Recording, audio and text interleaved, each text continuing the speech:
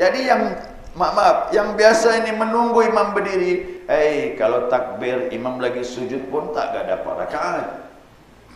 Ada pendapat begitu. Keliru juga itu. Kalau saya datang imam lagi sujud, takbir Allahu Akbar, langsung sujud bersama imam, betul rakaat tak dapat, tapi pahala sujud dapat. Mahal tu pahala sujud. Imam lagi duduk, takbir, langsung duduk bersama imam. Memang rakaat tak dapat, tapi pahala duduk bersama imam dapat. Nabi suruh begitu, Nabi tidak nyuruh nunggu. Ini berarti yang nunggu-nunggu tu tak ikut Nabi. Tak tahu ikut siapa dia ikut tu.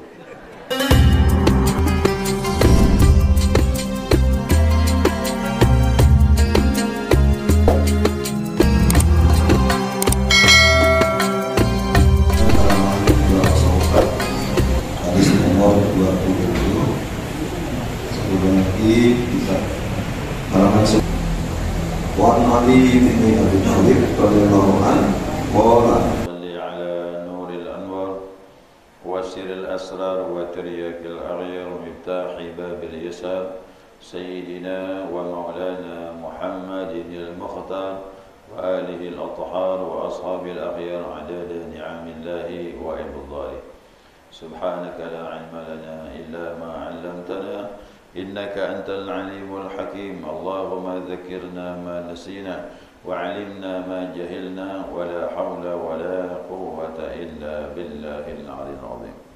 Dan yang saya muliakan, Assalamualaikum warahmatullahi wabarakatuh. Alhamdulillah, senantiasa kita mengaturkan pujian dan syukur kita kepada Allah atas limpahan rahmah hidayahnya. Subuh ini kita dapat melanjutkan kajian kita, mudzakarah kita, panduan kitab Bulughul Maram. Hadis berikutnya an Ali bin Abi Talib radhiyallahu anhu. Ya, dari Ali bin Abi Talib, Allah radha terhadapnya, telah berkata, qala an-nabiy sallallahu alaihi wasallam, dan Nabi bersabda, idza ata ahadukumus salata wal imamu ala halin wal yasna' kama yasna'ul imam. Ya, rawahu Tirmidzi bi isnadin dha'ifin. Nabi bersabda, apabila salah seorang kalian dia mendatangi salat, ya, orang yang datang sedangkan imam sudah mulai salat. Ya, ini biasanya masbuk nih. Ya, berhubungan dengan masbuk. Wal imamu ala halin, sedangkan imam berada pada suatu keadaan. Keadaan nanti akan dibahas. Fal yasna' kama yasna'ul imam, maka lakukanlah sebagaimana imam melakukan. Jadi siapa yang datangnya terlambat, ya, dia takbir masuk dalam salat, langsung menyesuaikan dengan imam. Nah, di sini disebutkan bahwasanya apabila salah seorang mendatangi salat, artinya salat telah dilaksanakan berjamaah, sedangkan imam dalam keadaan satu keadaan, artinya imam itu bisa dalam keadaan sujud, bisa dalam keadaan i'tidal. Lihat keadaan lah apa yang didapatkan bersama imam. Nah, fal yasna' kama yasna'ul imam, maka lakukanlah sebagaimana yang dilakukan oleh imam, min ruku'in aw qiyamin aw sujudin. Apakah imam itu dalam keadaan ruku', apakah dalam keadaan qiyam berdiri ataupun sujud. Ya. Nah, jadi di sini kata ulama, inna ma ju'ilal imam la yu'tamma bihi. Ini kan diambil dari hadis nih. Sesungguhnya imam itu dijadikan untuk diikuti. Nah, jangan menentang imam. siapa yang menentang imam atau tidak selaras dengan imam, berselisih dengan imam, batal. Walaupun dalam perkara sunnah, imam melaksanakan perkara sunnah, makmum tak mau ikut pula, batal. Contohnya apa? Imam kunut, ya, makmum tak mau kunut, sujud pula dia, batal lah tu. Atau sebaliknya, imam tak kunut, makmum kunut pula, batal juga. Ingat tu, jangan terlalu fanatik. Ya. Masalah-masalah sunnah boleh jadi imam meninggalkannya, kita tetap menyesuaikan dengan imam. Nah, itu kaidah fikihnya begitu. Nah, seyogyanya dikatakan bagi makmum itu, ya, untuk bergabung dengan imam dalam satu keadaan, bagian apapun imam salat, berdiri ke, rukuk ke, sujud ke, ikut. Imam sujud sahwi, ikut, walaupun makmum tak tahu apa salah ini. Ya tadi, ya boleh jadi imam kan tahu betul di dalam keraguan. Yang jelas ikut saja. Ya, kenapa? Tahqiqan li makna al-iqtida'. Memantapkan makna kita mengikutkan imam. Jadi tahqiqkan, mantapkan, selaraskan dengan imam. Nah, itu hati-hati ni, ya. Jadi imam tu tak sembarangan, wajib diikuti. Walaupun orang kulit hitam, kata Nabi. Walaupun orang Habasyah, wajib diikuti. Nah, kan ada orang mengambil iktibar, kalau tak salah tu ceramahnya Zaidina MZ tu kan gitu. Bagus dia ceramah itu, masih relevan lagi, diposting sekarang. Jadi hidup ini seperti salat berjamaah, wajib taat dengan imam. Imam melaksanakan sunnah, ikut. Apalagi yang wajib, ikut. Imam rukuk, ikut. Imam i'tidal, ikut. Imam keliru, itu. Itu perlu dipertimbangkan. Ya, kita tegur, subhanallah. Bagus tu, ya, tausiahnya itu. Mengambil pelajaran dari salat berjamaah. Itu luar biasa. Ya, berjamaah. Nah, kemudian demikian juga melaksanakan apa yang didatangkan pada hal-hal yang sunnah. Ya, yang sunnah. Wajib ikut. Imam sujud sahwi, ikut. Nah, dulu saya tarawih di Masjid Nurul Hidayah. Sudah rakaat terakhir sudah. Udah 20 dah. Saya ini lupa. Wah, ini satu rakaat atau dua, ini saya nambah lagi satu rakaat. Ya, berdiri. Sempat berdiri. Lihat makmum masih duduk. Subhanallah, kata makmum. Jadi saya sadar, oh ini lebih rakaat nih. Kalau saya teruskan ini 21 berarti. 21 rakaat kan 2 salam, 2 salam, 2 salam. Subhanallah, kata makmum, duduklah. Tapi ingat, sunnah sujud sahwi, kerana sempat berdiri. Sempat berdiri berarti menambah rukun. Walaupun kita batalkan duduk, tetap sujud sahwi. Apapun kaedahnya itu ya. Siapa sempat menambah rukun, maka sunnah sujud sahwi. Saya pun sujud, makmum tak ikut. Nah, itulah. Ya.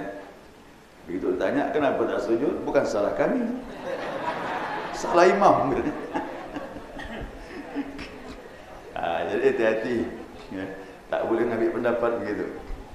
Ya. Yang penting imam memperbaiki. Dia sujud sahwi. Sujud sahwi itu lupa, keliru. Ada yang tidak bisa ditutup dengan sujud sahwi. Kalau rukun, tak bisa sujud sahwi. Ya, rukun tak bisa, batal dia.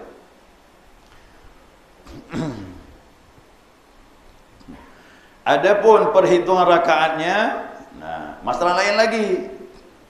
Kalau kita ikut imam dalam keadaan sujud, ya, imam dalam keadaan i'tidal, dapat ke rakaat ni? Nah, ini masalah lain lagi. Jadi kita datang menyesuaikan imam, ya harus begitu kata Nabi. Tapi sudah masuk ke dapat rakaat, ini masalah lain. Mendapatkan rakaat dengan mendapatkan rukuk bersama imam. Begitu dia salat, dia dapatkan imam dalam rakaatnya sebelum angkat dari rukuk. Jadi siapa yang salat bersama imam, imam rukuk, dia pun masuk takbir Allahu Akbar, kemudian rukuk bersama imam, dapat tumaknina bersama imam, imam pun i'tidal, sami Allahu liman hamidah, dapat Rabbana lakal hamd, dapat. Walaupun tidak sempat membaca Al-Fatihah. Jelasnya, saya ulangi gitu. Kita salat masuk mengikuti imam ni, ya. Wajib, ya, orang yang menemui imam, ya, agar dia menyesuaikan dengan imam dalam bagian apapun salat imam. Apabila imam sedang berdiri, alhamdulillah, berarti tenang, kita dapat baca Al-Fatihah, dapat baca surah. Ataupun tidak sempat membaca Al-Fatihah pun juga tidak masalah. Yang penting dapat rukuk bersama imam. Jadi hitungan rakaat bergantung, dapatkah rukuk bersama imam? Kalau dapat, dapatlah rakaatnya. Adapun apabila dia mendapatkan imam dalam keadaan duduk atau dalam keadaan sujud, maka dia duduk bersama imam, dia sujud bersama imam. Contoh, saya masuk ni, ya, salat. Begitu masuk salat, Allahu Akbar, imam sujud, langsung sujud. Perlu ke takbir? Tidak. Tak perlu takbir, langsung sujud bersama imam. Berjalan dan tenang kata Nabi, supaya nanti takbirnya pun tenang. Coba kalau tergesa-gesa, maaf, capek tu, sampai kesap betulkan napas tu. Apalagi kena penyakit asma, turun naik napas tu. Kalau takbir masih terasa capek, tidak khusyuk kita, tidak konsen. Karena takbir ihram tu kuncinya. Kata Hasan Al-Basri, jangan sampai takbir dengan salam kau lalai. Tengah-tengah lalai masih dimaafkan. Tapi jangan sampai takbiratul ihram dengan salam pun masih lalai, habislah salat. Itulah hikmahnya kenapa Nabi suruh mendatangi salat berjalan dengan tenang. Kemudian kata Nabi, "Fama adraktum fasallu," apa yang kau dapatkan bersama imam, salatlah. Imam lagi duduk, takbiratul ihram, Allahu Akbar, duduk ikut imam. Imam lagi sujud, takbiratul ihram datang, Allahu Akbar, sujud bersama imam. Ya. Wa ma fatakum fa'timmu, apa yang luput sempurnakan. Yang tak dapat bersama imam, maka sempurnakanlah setelah imam salam. Jelas ni, ya. Nah, jadi apabila kita mendapatkan imam duduk, kita duduk bersama imam. Dapat imam sedang sujud, ya sujud bersama imam. Tapi ingat, la ya'tadu bidzalika, jangan dihitung rakaat belum dapat. Dapat rakaat harus dapat rukuk. Jadi yang maaf, yang biasa ini menunggu imam berdiri, kalau takbir imam lagi sujud pun tak dapat rakaat. Ada pendapat begitu, keliru juga itu. Kalau saya datang imam lagi sujud, takbir Allahu Akbar, langsung sujud bersama imam, betul rakaat tak dapat, tapi pahala sujud dapat. Mahal tu pahala sujud.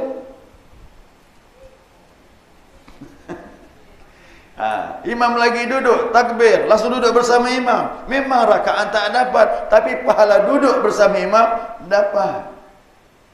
Nabi suruh begitu. Nabi tidak nyuruh nunggu. Ini berarti yang nunggu-nunggu tu tak ikut Nabi. Tak tahu ikut siapa dia ikut tu. Ya. Jadi terpahamkan betul. Jadi begitu kita masuk berjamaah, apapun posisi imam jangan ditunggu, takbir saja. Allahu Akbar. Setelah itu lihat imam, apa posisinya, sesuaikan langsung. Masalah rakaat dapat atau tidak bergantung keadaan. Kalau dapat rukuk, dapat rakaat. Ya, kalau tidak dapat rukuk, maka pahala dapat, cuma rakaat jangan dihitung.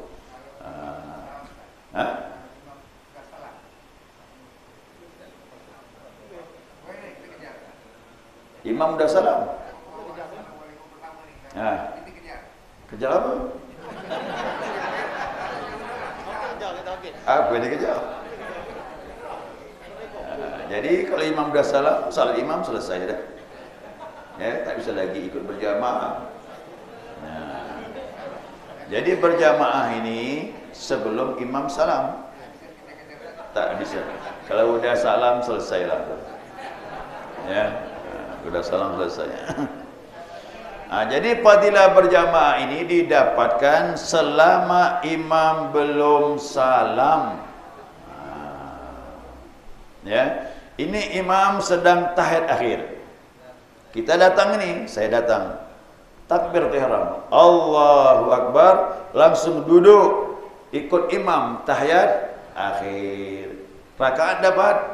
Tidak, tapi pahala duduk tahiyat akhir imam itu kita dapatkan.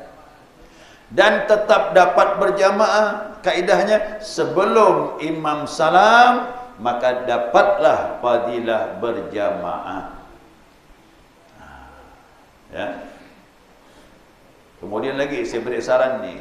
Tapi bagaimana pahala Pak Ustaz saat berjamaah dapat? Sama ke dengan yang lain? Ya tidaklah, kita dapat akhir. Orang dari awal mau disamakan mana boleh. Jadi hitungan berjamaah dapat. Bagaimana hitungannya? Saya pun tak bisa merincikan. Kok dapat tahiyat akhir berapa pahalanya? Dapat tahiyat awal berapa?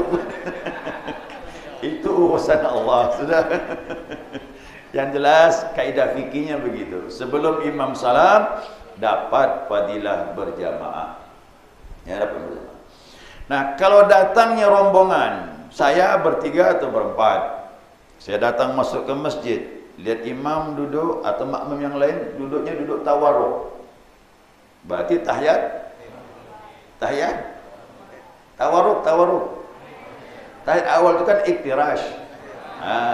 Kalau tawarruk duduk tahiyat akhir. Nah, kita pun masuk 3 orang nih, lihat imam duduk tahiyat akhir, tawarruk. Ya, kakinya tegak, jari-jari menghadap kiblat, pantatnya di lantai. Oh, ini tahiyat akhir dah ni. Nah, kalau pantatnya duduk di atas telapak kaki kiri, berarti tahiyat awal. Kalau tahiyat awal, 3-3-nya boleh masuk. Karena masih dapat 2 rakaat masih bersama imam. Kalau di zuhur asar, kalau maghrib masih dapat 1 rakaat. Tapi kalau imam sudah duduk, sedang duduk tahiyat akhir, nah, yang terbaik, yang rombongan 3 orang atau 4 orang itu menunggu imam salam, baru buat jamaah yang baru. Sayanglah, ya sayang tu. Lebih baik kita buat jamaah yang baru setelah imam salam. Walaupun kita agak ke belakang ataupun di teras, terserahlah. Yang penting buatlah komunitas jamaah yang baru. Nanti orang lain yang datang itu terus ngikut kita itu. Saya waktu salat di Istiqlal dulu lama sudah. Ya, lihat imam itu sudah tahiyat akhir, sudah hampir sudah. Maka saya rombongan sama keluarga itu.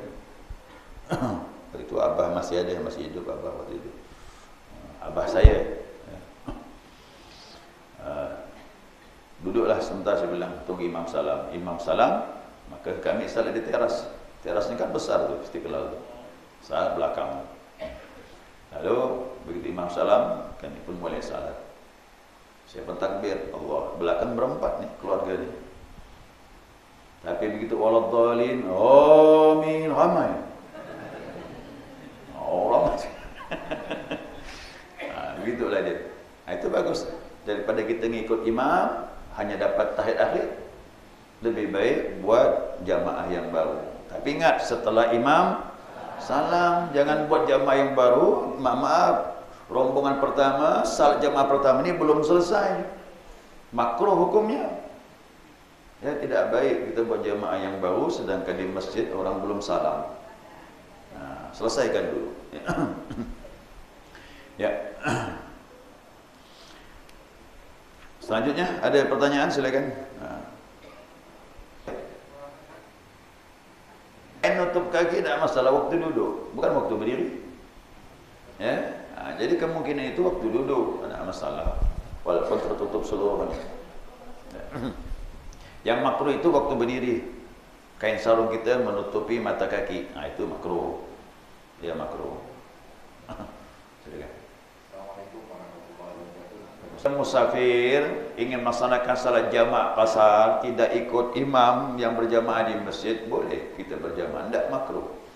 Karena kita tidak dianjurkan ikut jamaah orang yang mukim bagi yang musafir. Ya, musafir. Cuma ambillah posisi yang lebih jauh supaya tidak mengganggu. Ya, seperti itu boleh. Dulu di Jeddah begitu kami, dimarah, diomel. Masih ingat tak? Itu paham dia itu. Marah dia kita buat komunitas jamaah, harus ikut kata dia.